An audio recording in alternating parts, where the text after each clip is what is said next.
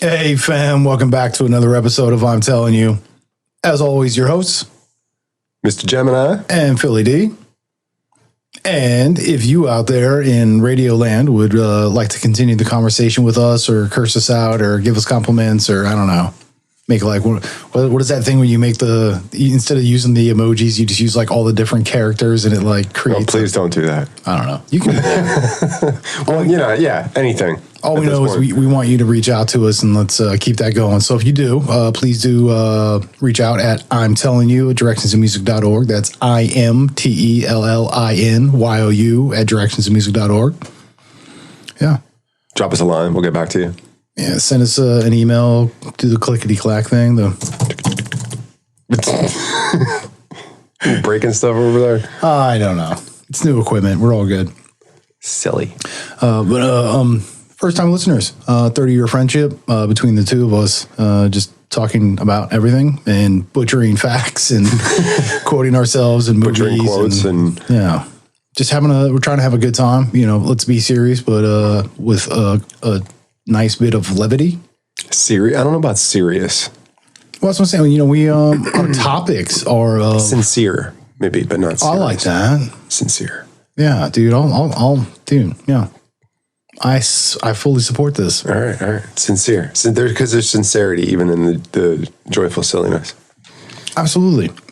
And I think that goes to the idea that we, I always say we are accepting and appreciative of each other's views, whether we agree or not. That's the attempt, yes. stay open and try to see the other side, even if you don't necessarily agree with it. But yeah. Yeah. We were kind of talking about the four agreements earlier in the green room. And that's kind of, I think, what we touched on between the not taking things personal and not making assumptions. Right. Well, because the whole idea is the four agreements are supposed to improve your life overall. Well, I think it's supposed to give you a greater sense of balance and fulfillment, meaning that you're, starting to follow your purpose because being impeccable, like that's the first one, be impeccable with your word. Well, in order to be impeccable with your word, you have to be honest with yourself. Well, if you're being honest with yourself, you're most likely fulfilling your purpose or moving towards it. So. Yeah. And there's so many things in there that are really cool because they kind of parallel some of the stuff you hear if you follow the whole, not power of suggestion, but what's that thing we're always talking about? The law of attraction. Law of attraction thing. Right. That life is what you imagine it to be, and then really the only limiting factor is yourself. See, and I think when you and I were talking about it before, I said it was a thing of when you get into that place, that mentality that you have that you're either going to be rich or broke or successful or not, or happy or sad, any and all that really is just your mental state. And as you have that mental state, wherever things are at, because there's always things that are around us. So it's I believe it's when you're attempting to be sad or attempting to be happy, or your brain kind of shows you that to kind of keep it running because it thinks that's what you want.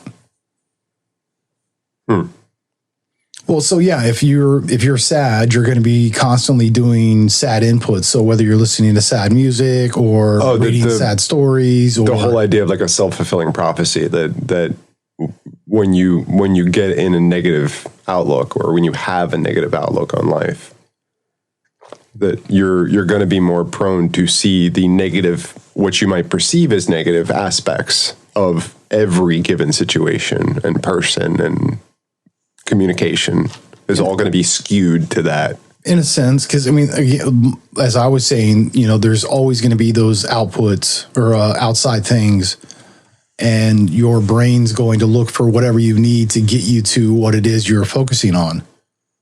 So whether that's law of attraction or your brain just saying, okay, that's what you want.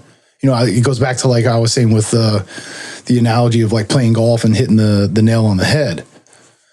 It's when you just focus, when you take all of that intention, you just put it right out there and you show your brain, hey, this is what I want. Your body just kind of goes, you got it, buddy. And, the brain tells it to do stuff. No, but the getting out of your own way.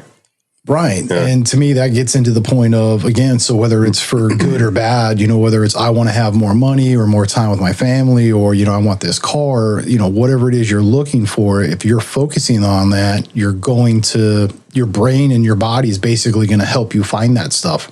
I mean, and that's all well and good, but I've seen enough in life to see the with the power of attraction. Is that law of attraction? Law of attraction. The I'm like mixing them now. It's late. We know this. It's all right. The law of attraction, which states basically what energies you put out there in the world are more likely to come back to you. Right, basically, and that if you, well, I think it's the law of attraction states more of whatever it is that you're attempting to do or you're focusing on, the universe kind of brings it to you, so you just draw it in. So the first thing that my mind jumped to was certain situations I've been in. Like, you've ever known somebody that it just seems like anytime you get together with them when you're out in a public place at a party or whatever, that they just seem to attract trouble. And it's like that old adage, like, what are you looking? You went to a party looking for a fight, And it's like, if you look hard enough, you're going to find it. Yeah, I agree. And that I've seen people like that too, where from all outward appearance, if you weren't really paying attention, it didn't seem like this person instigated anything, but it seems like everywhere they go, they attract violence or attitude from other people. And I'm like, what is that? But is that the same kind of thing where they've programmed their mind to see the negative in everybody, that it in a sense shows on their own face, and that it causes if you want to get scientific, that causes a reaction in other people's mirror neurons, correct? Mm-hmm. That causes them to show you the same attitude or same inflection that their perception is getting. Well, yeah, because what's the adage? Do unto others as you wish them to do unto you. So whether you're being a good person or a bad person or, whatever it is you're projecting, what you show others, they're going to show back, because it's, they're like, oh, I guess that's what they're into. So they're trying to be polite and give it to you. Well, I know, but like the nonverbal communication makes up, like, was it 70% of our, I think it's 65% of our overall perception of a communication with another person. Only about 35% is verbal. I would put it higher than that, but yeah. Verbal? No, body language. Right, yeah, it could be. I'd put it like in the 80s to the 90s. So I don't know exactly where they came up with, but I mean, that's a good point just to think on, though, whether it's 65, 70, 80, whatever, that so much more information is received on your end. That's assuming that you're receiving kind of the correct information, because there you have perception thing going on again. But, and that's why I kind of want to always stress the thing about, focusing on self. And I don't think that's a selfish act. I think that's probably the most generous thing you could do for those around you, is to focus on self.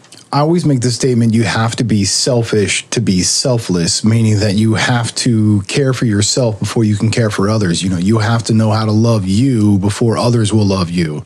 As well as, you have to know how to truly love yourself to truly love someone else, because that means you have to accept your faults and, everything. And realize when you need to take a step back and you need to take some me time, that's not necessarily a bad thing. I mean, in all everything's honesty, falling apart and all you can focus on is yourself. And it's like, well, yeah, there's a balance there, though. You know what I mean? Right, because if you're only focusing on that's bad. Now you're just being selfish. Now you're just a douche, yeah. However, if you're focusing on yourself so that you can be available for others, having the balance like you're saying, then that's what you should be doing. I mean, my opinion is that's what you should be doing. Yeah.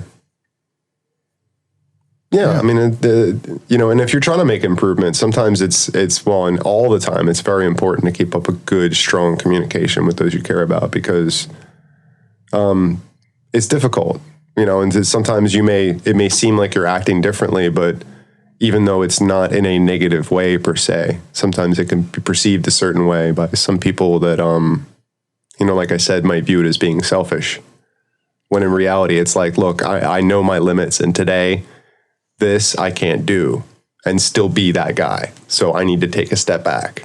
And I think you made a an excellent point with the idea that it's the perception, because that's the thing is, yeah, so I'm putting this out there. How you perceive it is on you. You know, that's you taking it personal and making assumptions. I'm doing me. I'm attempting to be impeccable.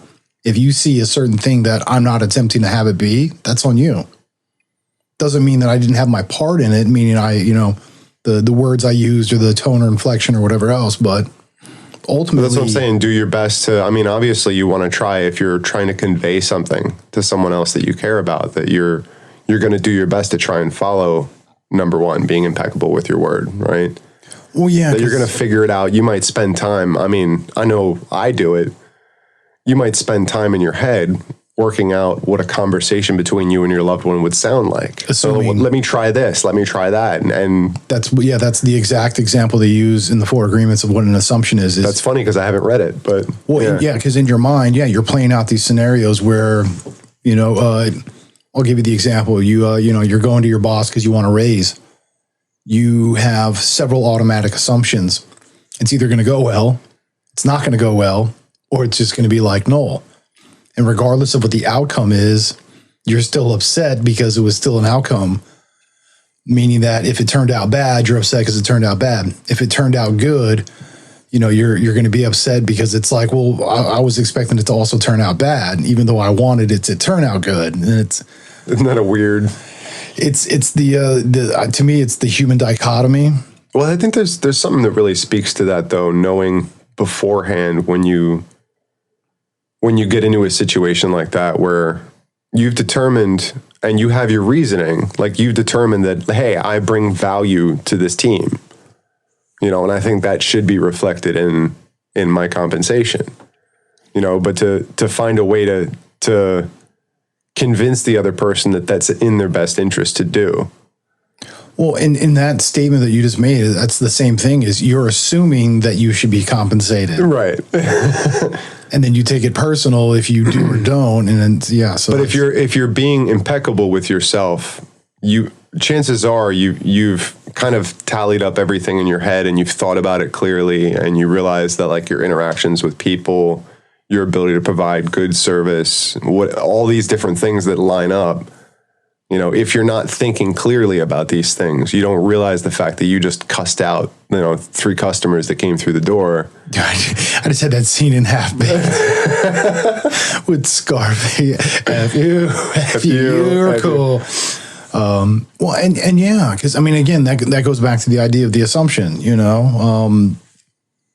But then I think having in your mind what it is that you want is actually can only be beneficial. So sometimes it's worth it to just take a few moments to yourself and figure out what is it that I want? Because in a way, like we've talked about before, then you start to try and line up other things to make sure is everything I'm doing now, is what I'm doing in the now, right now, leading towards that goal that I have.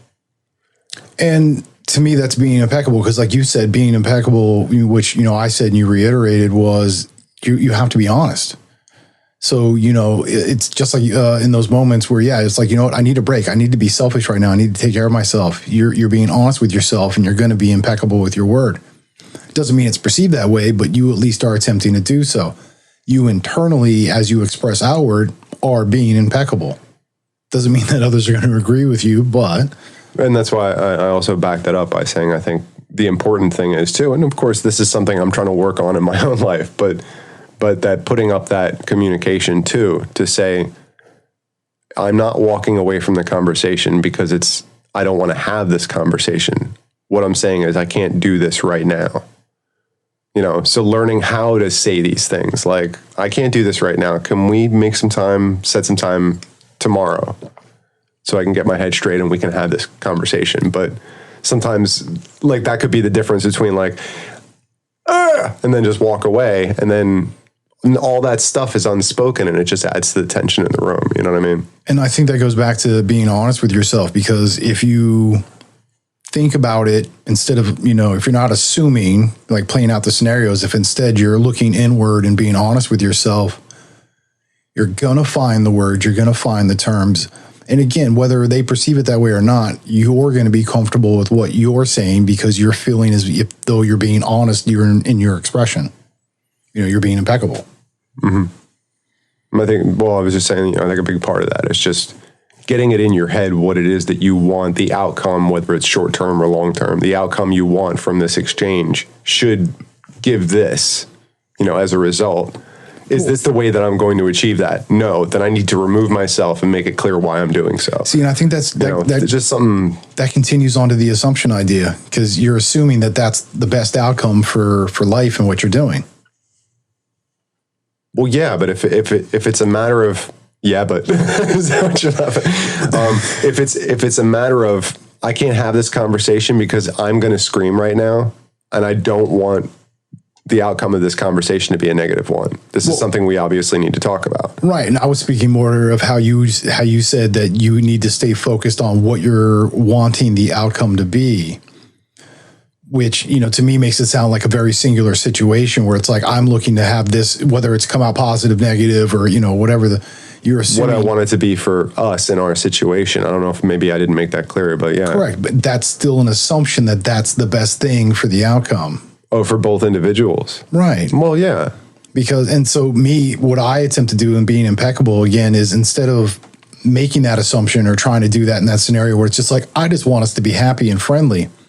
No, I have to be honest with myself, and I have to continue to stay in the pocket, right? I have to believe in my belief system and just keep using that. So I have to stay true to me and my boundaries. Well, and that's a tough thing too, because maybe I do just want it to be happy and friendly and still get stuff done. But maybe my counterpart is going, no, you need to sit F down and listen, kind of thing. Well, who knows? Correct. And that's them. Read the room, bro. But that's them, regardless of what what they're assuming is they're attempting to be impeccable, because they're attempting to be honest with themselves. So again, just because you don't perceive it as them being impeccable doesn't mean that they're not attempting to. So it's on that same side going to the other way. So just because you're attempting to be impeccable doesn't mean that they will or won't accept it.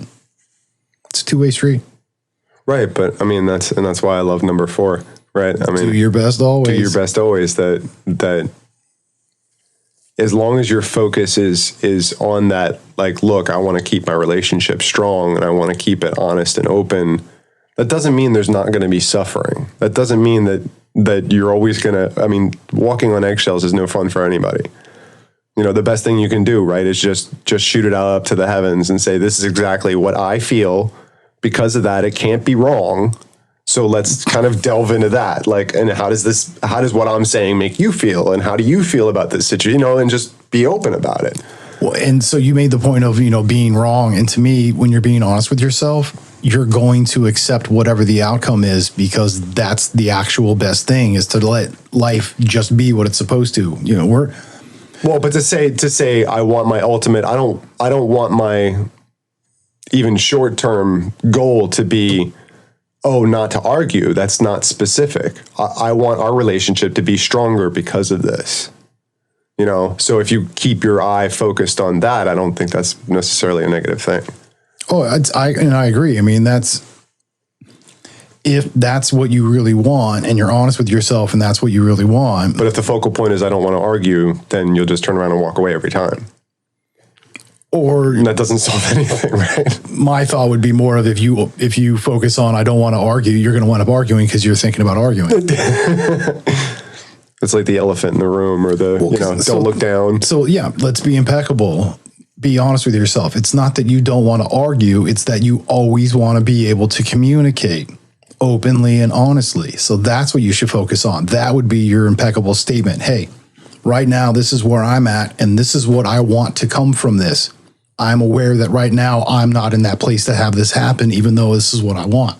That's an honest, impeccable statement. I guess to some extent, that's kind of what I was covering with that whole theory about being open with having the difficult conversation. That it's things like that it's not that it's difficult in a bad way. Like that, what I'm talking about is working through whatever issues you have, because you're two separate individuals trying to share a house, or whether it's a friendship or a marriage or even a cousin of yours, whatever kind of living environment you have, or even if you have a relationship from miles away, whatever communication you have back and forth.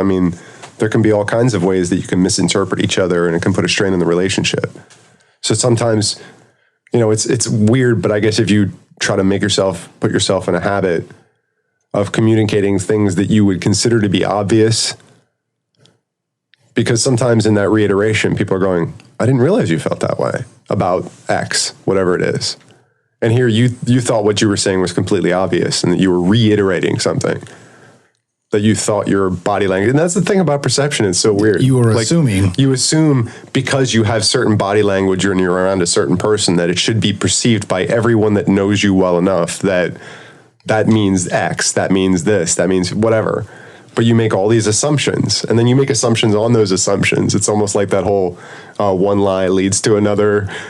What was that old? That was the spider web, I think. Oh God, the spider web analogy about lying and how it something like that. Maybe that was a different version than I was thinking of. I was thinking like one of those Latter-day Saints commercials or something like that. Not in here, bro. Not in here. No. It's all good. And that's why, to me, that's why the whole take nothing personal and make no assumptions while it's sandwiched in the middle, to me, supports being honest with yourself. Because again, if you're being honest with yourself, you're going to realize when this person did or said this, whether it was a good or bad thing, it wasn't personal. They were in a good or bad mood and they projected. It seems like they all build on each other. Like they're all woven into each other. When you look at the rules and how they're written out, or not rules, they're agreements. Yeah, because it's like, hey, if you can agree to this, then you should have a happier, healthier, more in tune spiritual life. And that doesn't mean religion. That just means in tune with everything around you. And that's what spirituality is being in tune with that. It's literally being a part of the flow, whatever your belief system is. The interesting thing when you think about that, though, is, I mean, say you've been lying to yourself for years, in and out of your about yourself and your personal, what your likes and dislikes are and whatever, and that has bled into your relationship. And maybe that's... Oh, not it does. That there is maybe going through this kind of cycle might make you realize, whether it's a friend or a loved one or whatever, that this kind of exercise could, in a way, on the short term, be very difficult and traumatic. But maybe that's what you need to go through to get to that better place. Because really, I mean, how healthy is it to be in a relationship for however many years, and then when it all falls apart because the center won't hold, and you blame yourself for all these different things when you knew 6 years ago that you've been lying to yourself about X, Y, and Z and ignoring the fact of certain aspects about this person just rub you the wrong way or whatever it is. And it's like irreconcilable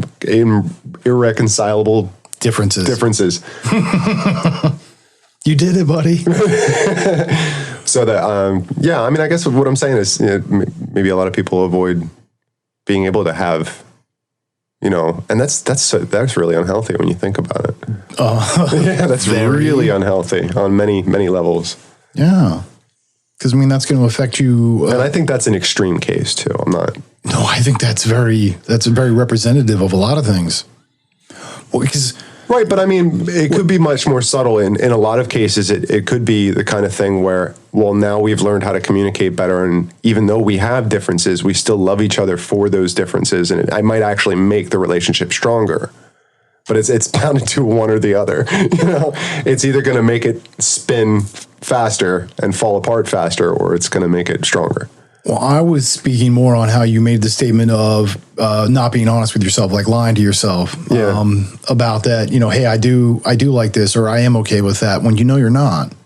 Right. So the fact that you're not being honest with yourself, of course, you're going to allow that kind of stuff into your life. Well, it's so funny. Like, how many people actually talk about these things and like how they want their children raised and certain principles and morals? How many people have that conversation before they get married? Not enough. Have sex, whatever, in that relation. I would not say necessarily in that order, enough. But and have children. How many people actually had this conversation? And then I wonder how many people out there have gotten broken up or divorced, separated, or whatever, because they didn't realize who they were actually. They had this image of the person they married, which isn't really necessarily the person at all. Well, and I would take it even further. It's not even that. It's the image of themselves. So the fact is they imagine themselves to be in this position. They're going to associate with those that carries that belief system. Yeah. So yeah, it's always on you. But then when you Not realize, you personally, but you as the individual. So you in general, everyone in the world as a individual entity. I don't want to be that guy. When you come to the realization that only about 20% of your life is actually honest you, and everything else has just been a lie that you've been, I don't want to be in the room with that guy when he makes that realization. I certainly don't want to be him myself. Dude, I want to be in that room. I want to see it happen. Watch the epiphany roll over. Oh crap. Watch it in her eyes of dude, I don't, when you realize this isn't where I parked my car. Yeah, no, dude, this is not my office. Damn right, it's not your office. Oh, you know what I totally forgot to do here? Oh, you didn't forget. I'm getting thirsty. We were in the, he sprayed me. You're gross. and I slurped. Yeah, again, you're gross. We know this. We accept you though. Oh. No, we don't. I love how you always use the royal we. I'm just, all right, I'm not going to touch it. I mean, it was like caveman. Bunga bunga. You good now? No. Yeah, and I really, and that's why I really do enjoy, going back to how you were saying the four agreements intertwine. They really do. Well, and then the first three. Well, so my understanding of how and why the book was written was the simple fact is they took all of the South American religions, all the Latin and indigenous people religions, and they were trying to take a relative collective to come up between all of these different belief systems, a relative 10 commandments. Instead, they came up with four agreements. And it's, if you can agree to these, that's why they call them agreements, because it's hey, yeah, it doesn't need to be a rule. If you were to do this, so if you can agree to do this, it should make for a better life where you're feeling more fulfilled. It shouldn't feel like a rule. Yeah. Yeah. And this is an agreement we make to get along better with ourselves and with other people. Correct. And that's why they're so well intertwined, is because they took the time to, what did I say earlier? They're expressing emotional values in a logical representation. And to me, from that perspective, that's really why, one, they intertwine as they do, but two, make as much sense as they do. Yeah, because it seems to me 2 and 3, take nothing personally and make no assumptions, do kind of on their outskirts. There's an overlap there. It feels like they can either feed into one another. There are some scenarios I could easily see being kind of right at the juxtaposition of those two. So the way that they do that, they all kind of, it seems 1, 2, and 3 all kind of mesh together, and then 4 just wraps them all together. Well, and to me, with take nothing personal and make no assumptions, again, they can either feed into one another, going from taking it personal into making assumptions, or making assumptions and taking it personal. They can go either way. Those, as you go through them and start to become honest with yourself, is how you become more impeccable, because now you're able to remove that personal assumption. Well, and I think I was saying to you when you first started describing this book to me the first time that many moons ago. How many times I can say first in that sentence? But the be impeccable with your word kind of implies the next two in a certain sense, because if you're being impeccable with your words with yourself and externally, so internally and externally, that aren't you going to be less likely to make assumptions or take things personally, because you're just going to see them for what they are. Correct. That's why I said they kind of feed into back and forth. If somebody accuses you of something, you could just as easily go, wow, yeah, that's pretty true. It doesn't have to have an emotional connection. Well, as well as, that I know that's not true. And either way, you're still not going to be like, well, what the F? Or, hey, that's great. You're just going to be like, okay, well, that's your opinion. I think that's possibly true for myself, but it's still your opinion. And I'm cool with it. That's what being. Or just, hey, you got me dead to rights. Sit there and think about it for a minute. You go, yep. Yeah, you hit the nail on the head. Thanks for pointing that out. And that's because it doesn't even have to be a negative thing, but yeah, and that's because you're being honest with yourself. You're being open about everything, and you're willing to accept it. You're not going to be personal even with yourself.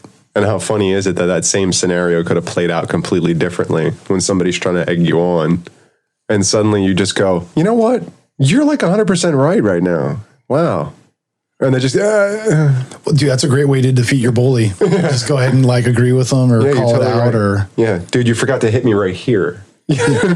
Mine was I'd been picked on so much by the time somebody, as I got older, somebody would come to me to like try to pick on me. And it's like, dude, yeah, that was funny in 3rd grade, but it's like 9th. So I tell you what you could have said was what was the scene in Roxanne? You know what I'm talking about? Yeah. That was that great scene in Roxanne with Steve Martin where, they're in the bar and he's mouthing off and he tells the dude that's throwing the darts, he's like, whatever number you can hit, he's like, I will make that, that many amounts of better than what you did. Because the guy wasn't like smarting off. Well, the guy said something about his nose, a very simpleton joke about his nose, which was like, dude, did you even make an effort there? Yeah, big nose. That's what he called him. Yeah, big. Yeah, and he's just and like, it was, man. He's like, he could have said something like, oh, that's so nice of you for the birds to perch upon. And he's just like all sorts of things. And he listed, he went 20 for 20. Well, yeah, because again, the guy's throwing darts and he's like, whatever you can throw. He's like, I'll do that many of those. And so he throws it and it's like 20. He's like, all right, 2 out of them he throws it. He's just like, all right, cool, 20 it is. And, it turns out he's like the dart champion in the house or whatever. But and he's got the entire bar just in stitches by the end. Yeah. Great scene, Steve Martin. Lean into it, step into the pocket, accept who you are, be honest, and just roll with it. Take nothing personal, make no assumptions, do your best always. But think about how easily that scene could have turned, because you saw everybody's reaction. Ooh. Because everybody in town knew him, right? He was like a firefighter or something, right? As well as a pretty badass. Like he could have, he could have, he could have just as easily have knocked the dude out. And he's just like, I'm going to do it this way. Yeah, But what would that have proven? I mean, is that not like what we always say? That who gives a crap? That was just projection, because obviously it bothers you. Right. It would just prove exactly what he just said. So one of the best, definitely the best scene in that movie, but I would say probably top 20 best scenes ever. That could easily be on that list. Wow, that's a really strong statement. That is a strong statement. That was a great scene. I don't know if I'm going to be able to agree with you on that. I like the commitment, though. Oh, you've already got 20 picked out, I guess. No, but in my mind, my list of 20 does not have that on it. Let me hear some of your top 20 then. Of what? Like quotable scenes? Well, it has to be the where the whole scene is just like you couldn't say it's just one quote, because it's like this 10-minute rant, basically. I'm going to go with Breakfast Club, Weird Science, pretty much all the John Hughes stuff. Yeah. There's, especially there's so many great scenes in Weird Science. When it's just like one line triggers an entire scene in the back of my mind and it comes out. Same thing with like Breakfast Club. He really holds an unfair percentage in our minds of, because he's like one of the best importance when it comes to quotable movies. Well, and his level of attention to detail, his willingness to be as abrupt and honest as he is in expressing all of these different, life components, personality traits, all of those things. He's very specific and he's very honest. And that's difficult to do because everybody always wants to try to like have this massive wow factor where it's like, oh my God. Well, it's true, because there was even that very humanizing scene between what was his name? Oh, there were several of them. Barry Manilow. And but between him and the janitor in the basement when he was trying to look through the files, and they ended up sharing a drink and they had this huge conversation. It was like, you really got to kind of see inside his head for a minute, and they showed you his side of things, and I thought that was neat, because it gives it much more of a 3-dimensional, real, tangible balance. Yeah, balance. Yeah, it's honest. Naga. Well, to me, that balance, that's honesty, because it's giving all sides the equal opportunity to be expressed and known. Well, whether it's perceived or not or understood. I mean, you saw the real struggle and the real drive, whether it was expressed properly or not, like that he really cared for the future of mankind as a whole. If this is what we're, And so, I mean, there was a concern for trying to better the kids, but I think I think he just got kind of drowned by it all. I think he was very much. I mean, there was an emotional scene there somewhere where the two of them are sharing the secret bottle of scotch that was hidden in the. And I think it was very much, he was caught up in, making that assumption. This is what the better outcome is going to be and how to do it, as opposed to being honest with himself and realizing, hey, if I do want what's best for everyone, I have to let others be a part of it too. But so much of when you think about his externally, how he was communicating with the kids together in that detention hall or in the library, that it was all the communication was so ego driven. It's because, it was his perception. It's like he was right, no one else was. Right. That's what I said. He was so caught up in like, hey, this is going to be the best outcome. It's got to be this way. I have to be hard-nosed because that's probably how he was raised. Yeah, that's the assumption I would make too. That's his programming. So you're right. I mean, yeah, he does want what's best, but he wants it his way, which to me, I think goes into the whole like this person. Well, and I think it was unfair that I think still, even with that, that's where it's neat that there's a balance. But even with that, like he marginalizes certain, like what's his name's character? I'm horrible with names. But the tough guy character, John Bender, in that Judd Nelson's character, that he marginalized that character. Like he wouldn't. It's like he wouldn't even reach out to help him. Like when he communicated with him, it was very, very tough love. Like he didn't give him an inch. I'm pretty sure he threatened him. Yeah, but I mean, several times. So there was still that weakness there, that it was out of balance. And he had some kind of issue with almost everybody that was there in detention too. Which to me would go back to the fact of he probably has issue with himself and he's just projecting. Which is again why I love John. Always say that. Yeah. Which is why I really love John Hughes, and I think he does so well, is because he truly captures the human condition, which without doing like real world style where you're just like tossing everybody together, you're not going to get that. So he almost. Well, that was kind of like, I mean, the way I was watching the psychological breakdown when people have written about that, because I've read a couple articles about that. Yeah. That each of those characters is an aspect of just humankind. Like it's personality traits. So it's almost like Herman's Head or like Inside Out, where like you've got this group of people, but is he also one of those people? Like he's also that stereotype of the janitor and the teacher. Well, he might be a conglomerate of it. I don't know, but or not teacher, the principal. Wasn't he? Was he the principal? No, he was teacher. That's right. Vice principal. I don't know. Whatever. He was an employee there. And that's the thing is, many times I've seen it, I should know. I think John Hughes' ability, again, without having to be that real world style where you're just tossing people together and recording it to get the live action, he writes in such an honest fashion that it comes across very organic and believable. Mm-hmm. So I think he's so capable of really capturing or producing that human condition, that's why I really enjoy what he does. Yeah, because I mean, in review, and especially after reading those couple articles, I could see you could Carl Jung the crap out of that movie, and see it not only each and every character within that being an aspect of yourself, but that all the turmoil that goes on throughout the course of the movie until the end, where they all kind of come to terms with each other. So is that not speaking to how to better yourself, is to come to terms with all these different aspects of yourself?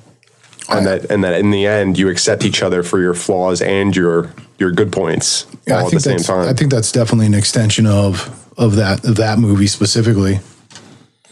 I mean, with most of his movies, that's very much the thing. Because even in Weird Science, I mean, you're still showing several different personality types. Oh, and you're playing right into the insecurity of the teenage boy and the the angsty, lusty. The older brother, Chet, is, straight up sociopathic narcissist. Which, like everybody growing up, always viewed their older brother at some point. More or less, because, they're beating on Sorry, you. bro. They beat on you. They steal from you. They, Sit on your head. Yeah, they extort things out of you. They get your VCR off of you. But yeah, it's Dutch oven. Dude, I don't know. You and your brother need to talk about some stuff, bro. And yes, so having all of those personality traits available to be expressed, as well as understanding them, the closure with that movie, with everyone accepting that, to me, yeah, I can definitely agree to that kind of an idea. Is it teaches us to accept ourselves, right? Because there's plenty of times where you're being selfish, but again, to do it to be selfless. And society, with the way you're doing it in your mind, as you assume it, is, you're being overly selfish. You're taking some me time, and it's just like, your little brother's sick right now, and I can't believe it's just like, what about my emotional health? What about my mental health? What about my, so I need to take this time for me. So that's your assumption from society that you should be doing, taking care of your brother, and then you beat yourself up for it while you're still trying to take care of yourself, and you're not really doing it then. Well, and if you never give yourself time out, and your one of your main responsibilities is to care for a loved one, where's your release valve? Where are you ever going to be able to? I mean, you don't want to take it out on your sibling. Well, that's why I say you have to know how to take care of yourself in order to how to take care of somebody else, or you have to know how to love yourself to love someone else, and you have to believe that you are loved for others to love you. I mean, you have to do it for yourself first before you can get it. You got to give to get, right? But like we were saying about, I think I had said in one of the previous when we were talking about, because Breakfast Club obviously is one of our favorites, but it certainly is mine. I was saying how so much of that and the movies that we grew up with, like that movie, and that just happens to be a great example, kind of formed and shaped, who we became, because we had so much focus on that. Because honestly, even from the first time I remember ever watching that movie, there was something that really hit home about the conversation where they're talking about whether or not what's going to happen on Monday. And I thought that really hit home, because, okay, we're all getting along. We're hanging out in the library together, smoking pot on the weekend. I mean, how much better can it get? Yeah, right. In school. And all these people that would never, ever talk to each other before would cross the street to avoid in some cases, are all now getting along, communicating well. And that question came up, and it was just like, ouch. It was like, that's not what would happen, Well, yeah, for some of them, because it was Claire and John were. Claire was being honest about it. She said, "Well, what's going to happen." And she's like, we're not going to be friends. Yeah, I'm just going to walk right past you and all that stuff." And John Bender is just like, that's really shitty to do to somebody. And it's just like, wait a minute. He was just basically called her out. He's like, that's effed up. Well, yeah, I know, but you say it's wrong and you would still do it. Yeah, the smart ass punk who is always just a troublemaker, and now all of a sudden has a conscience. But think about it, he's like the deepest guy there. If you think about, Well, yeah. In a lot of ways, he gets it. Yeah. Because he's had a rough life already. He's already known what pain and suffering is, and he knows he wants the opposite. But unfortunately, like you were saying about that person at the party where all the negativity just comes to him. It's like, dude, that's his perception. Is his life, no matter what he wants, is going to be that, and that's why he stays that way. But then he starts to realize, I got to break out of it. But then you get the attitude where you feel like it's your responsibility almost in a way, because you're playing that role, that it's my responsibility to rub people the wrong way. Faking like he's pissing under the desk, like everything like that. Like everything was a social experiment for him, because he didn't. Well, when you think about it, right? I mean, everything was a social experiment. Like, what are they going to do if I do this? Yeah. If I start picking on the hot girl in the group, what's going to happen? Who's going to jump to her aid? It's like he was stirring the water the whole time. You can't tell me he's not an intelligent guy. He probably was the most interesting character, in my opinion, of the whole group. Well, maybe Brian. Well, I think each one of them on their own levels definitely had a certain level of intelligence. I would put it as, John Bender, Brian Johnson, and, oh crap, what's the crazy chick? Ali Sheedy's name? Oh, dude. Yeah, what's her name? Wake her. Yeah. Oh crap. Stephanie. Was it? I can't remember now. But those three, but you know Brian's full name, so I guess you're good with that. Yeah, Brian Ralph Johnson. Yeah, Ralph has into puke. Yeah, it's only because I know the scene. But I think those three are very intelligent in understanding the human condition. Whereas Claire and Andrew, you know, the jock and the queen, very much understand manipulating the system. So all five definitely. That's a good point, because the two of them are alike in the fact that they realize that what they show the public is not, it's a facade. You know, like he's got this whole thing about I'm a jock and everything I put forth has got, like, that was why he was in there, pulling a prank on a kid, you know. He had duct tape his chick. And then he had this moment when he actually started telling about it that he realized, man, that was really shitty what I did. Pun intended. Yeah. See what I did there? Well, yeah, and that's why I say. And Claire, the same thing, that it was keeping this, you know, it was all about being. You don't know how tough it is to be popular. It was like that same kind of pressure. You don't think I understand pressure? Yeah, that's when he tells me, like, I tried to kill myself, but instead of flare gun, pull the chain and the light was supposed to come on. And no, you pulled the trunk. Yeah, you know, and the light's supposed to come on, and the light didn't come on. It's like, what was the gun for? I didn't do it, did I? It's like, wait, it was a flare gun. Yeah, and the elephant was destroyed because it was in the top of the locker. And that's the thing, though, is so all five of them, in their own regard, were all very intelligent because they were obviously aware of the systems around them, their surroundings. It was an influence escape on them. Whether it was an escape or was it an attempt to try and one up the system or figure whatever. Yeah.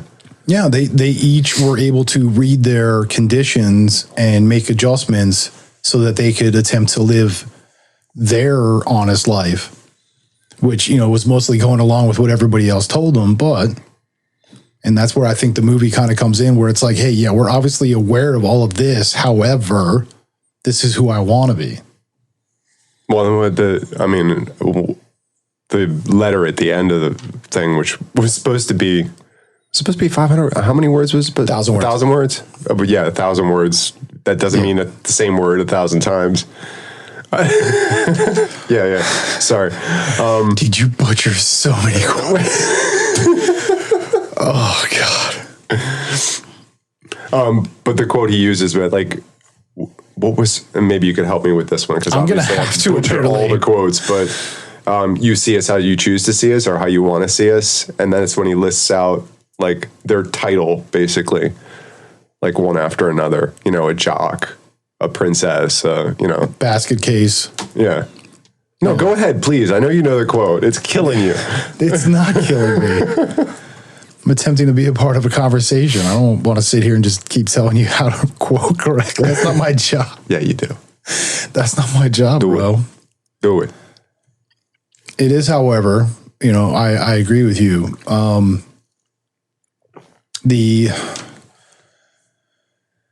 Because so while they perceive themselves and then accept themselves, the instructor, oh God, I'm blanking on his name right now, and I totally know it, but because I can see the plaque on his desk. You should know. Yeah, no, it's I almost said Ed Rooney, but that's freaking Ferris Bueller's. Yeah, no. But yeah, so his ability to witness and understand doesn't mean that he allows to accept. And to me, that's the contrast is they're all very intelligent. They all care for their community. They all want to be a part of it and keep the flow and keep things just, being.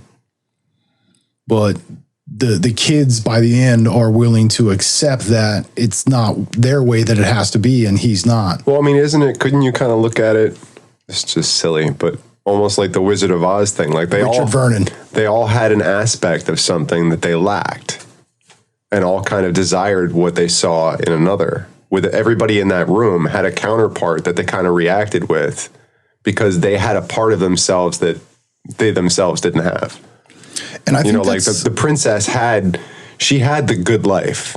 She had the parents that loved her, that showered her with stuff that maybe his parents couldn't afford. And when the two of them, when you think about it, that was they kind of balanced each other out in that way. And to me, I think that's why each one of the five was the extreme of those personality traits, because like you were saying earlier, we all have a little bit of each of that in all of us on the average. However, you do get to those outliers where they're very specific to just those tendencies. And in that regard, Brian being the extreme brainiac and his parents are all up his butt and give him a good lunch. They yell at him, but they show him some kind of love, which was not putting like cigars out on and stuff. So I mean, I think that's why like John Bender at that one point at lunch is like harassing him a little bit more and like really kind of getting into it because he doesn't get that kind of love. And he obviously does, even though it's, them yelling at him and trying to have him like have a good education and whatnot. But he's a product of his surroundings. They all are. Yeah. When you think about it, they're all thrown in together, but they're all a product of their own environment. But it is interesting to look at it like that when there's no overlap in all those characters. Like they were specifically chosen with those different traits. It's just interesting that I could probably spend much more time just thinking about the relationships between all of them. It's a really interesting topic. Well, and that's why I said, John Hughes to me he's very succinct in expressing the human condition and showing you those things, which is why I think his works do so well, because they're very honest and, they come across to me as very just organic or believable. Right. Allison Reynolds. That was her name. Allison. Yeah. Allie. Yeah. It was killing me. I knew it. You had to look it up. And Richard Vernon, because, that's, excuse me, Dick, Rich. Will milk be made available to us? Yeah. So I should have remembered that crap. Dude, it's been like a crazy episode. What the heck just happened? Something about dehydrating. And yeah, I've seen her dehydrate. It's pretty gross. No, it's pretty gross, yeah. Yeah, I've seen her dehydrate, sir. It's pretty gross. I'm just know that I'm going to tangent and butcher everything. But I mean, isn't that your job? It's my job, tangent man. Yeah, right. And the corraller. That's who I am. Like a giant shepherd herding you. We need to make like a theme song for Tangent Man and the Corraller. Dude, I just got like the Bonanza background. Dun, dun, dun, dun, dun, dun. Somebody out there that's good with sound equipment, maybe you could hook that up for us and send it to us. I'm right here, dude. No, somebody else, like a listen. You know what? You can do it too. Yes, I can. I'm not going to, though. Be a contest. Because you insulted me, good sir. How did... And that's what you inferred. I assumed. Yeah. Assumption, man. You just made an ass out of you. Well, somebody has to, let's be honest. I mean, it's not going to do it itself. Sometimes it does. I don't know. Yeah, this has probably been probably one of our more like continuously serious conversations. I mean, I don't even know where we started, but I know where we finished. Because I threw my notes over there. That's what happened. I told you. Yeah. And the rails are right here, but the notes are over there. Left at Albuquerque. Yeah. Yeah. We are here. And they are over there. See, no show is the same. There's no two shows that are the same. We are a snowflake every time. I can agree to that. You gotta call me a snowflake, man. That's messed up. I said we. Hey, pony boy. This is the royal we. We are a snowflake. We're special.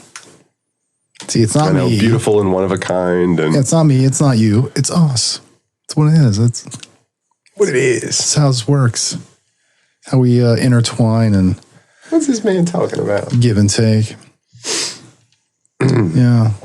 Dude, I'd really like to... I'm going to have to, I'm going to obviously re-listen to this, but dude, yeah. Watching, like, still trying to remember where we started from, but just slowly seeing this conversation progress. It was pretty dope. I don't even know. I'll have to listen and post. Well, because to me, it's usually a little bit of like levity with seriousness or sincerity, as you said earlier. Sincere. Yeah, because you can be silly and sincere. Oh, we started with the 4 agreements, and we did that. Dude, that's what we've 2 topics tonight. Which was something I threw down with on the. How is this? Like literally 2 topics. People at home were probably just like, this is unbelievable. There should be at least 7. There should have been 17 movie quotes. What is going on? No, here? you know what the issue is going to be though. It's like this is like the 6th time they've talked about Breakfast Club. They really need to get on another movie, but it's such a good movie. I can't. I will say this episode, even though it was only 2 topics, if we were to turn this into the drinking game for every time we do a quote, people are hammered right now. For which? For every time we do a quote. And every time we do a quote. Or yeah, they got to take a shot every time we do a quote. Yeah, dude, they are just bombed out of their minds right now. We're going to like take it up a notch and be like, every time a quote, take a shot of beer. And every time, what was the other one? Dude, no, there was no. What's our filler statements that we keep making fun of? Yours is no, well, but a well, but or a but or yeah. No, that could I don't. Yeah, that could be a whole other category right there. I usually do the well, but hey, boss, big butts, and I do but pretty much. But yeah, yeah. You, I think, yeah. You do the yeah. See, this is we just like dispensed all of the sincere, seriousness that we could muster for an entire, but it's all gone. We used it all up. It's the end of the toothpaste. We're just trying to push the. It's like trying to get that last little squeeze out. That's where you got to use. You got to use a big roller and just push it out, yeah, something like that. Like in Zombie Land. It's like you ever pushed all the toothpaste out, and popped the cap off. It's like that. Dude, it's so many. I've seen that one, but definitely not the best. Well, are you one of those people that always has to one up everybody else? He's like, no, man. I knew one guy that was so much worse at that than I knew a guy that was way worse than me. Well, yeah, that's what. Even though we had a very sincere and I like that. Yeah, sincere. Yeah, I do too. With our sincere, open conversation that had little to no true like levity, where we like really kind of come off the rails and just we're just cracking up. Again, dude, if we got that all out in the we did. Dude, I did. Really got that out in the green room today. If this was a drinking game, yeah, our fans are just bombed right now. Sorry, guys. Yeah, this is really gonna hurt tomorrow. Yeah, we're going to have to, I think what we'll have to do is maybe try it out. So we're going to have to listen to our own show. And dude, we can't just expect everyone else to just want to be on board with this. Like we got it. Yeah, man. We have to do our own trial and errors. And what if they're back to back to back though? I mean, dude, you better have a lot of glasses and line them up. Oh man. Hey, come on. We're talking about us here. Just hook up an IV, man. That kind of defeats the purpose. Yeah. And you want the physical action. Yeah, you got to throw them back. You got to do it. Yeah, you absolutely do. But all right, so we're at that point. We are at that point. Yeah. It's been a phenomenal conversation. It's been great. And anybody out there who hasn't checked out, even if you want to check it out on the 4 Agreements, definitely. But which we can, we'll do that another time. But yeah, dude, I'll tell you what, email us about it. We'll tell you what it is. I'm telling you at directionsmusic.org. That's IMTELLINYOU at directionsmusic.org. Yeah, email us about that. We'll talk about the 4 Agreements or more Breakfast Club. I don't care, but I don't know. This is I'm telling you. This is Philly D. Mr. Gemini. Yeah, be good to yourself and be good to everyone else. Love you, fam. Much love. Peace.